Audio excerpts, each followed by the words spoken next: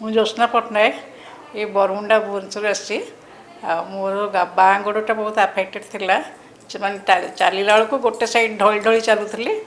ଆଉ ଡାହାଣ ଗୋଡ଼ ବି ଟିକେ ବିନ୍ଧୁଥିଲା।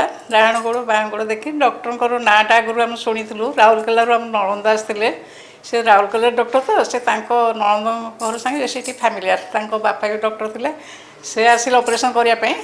ତାଙ୍କ ପରେ ମୋର ବି ସେ କହିଲେ କରିଦିଅନ୍ତୁ। ଡକ୍ଟରଙ୍କର ନାଁ ଶୁଣିକିରି ଭଲ ଡକ୍ଟର ବୋଲି ଆସିଥିଲୁ ଦେଖିବା ପାଇଁ। ଡକ୍ଟରଙ୍କ ବିହେଭିଅର୍ ବି ବହୁତ ଭଲ ଲାଗିଲା। ବହୁତ ଫ୍ୟାମିଲିଆର ସେ।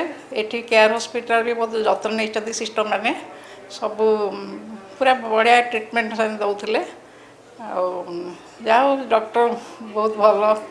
ଆମ ପାଇଁ ସେ ଜଣେ ଠାକୁରଙ୍କ ଭଳି ସମସ୍ତଙ୍କୁ ଭଲ କରିଦେଲେ। ମୁଁ ଚାଲି ପାରୁନଥିଲି, ଏବେ ତ ଟିକେ ଚାଲୁଛି ଭଲ। ତଥାପି ପୁରା ହେଇନି ମାସେ।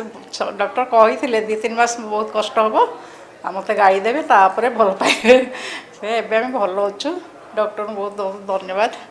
ଆଉ କେୟାର ହସ୍ପିଟାଲକୁ ବି ତାଙ୍କ ଷ୍ଟାଫ୍ ମାନଙ୍କୁ ସମସ୍ତଙ୍କୁ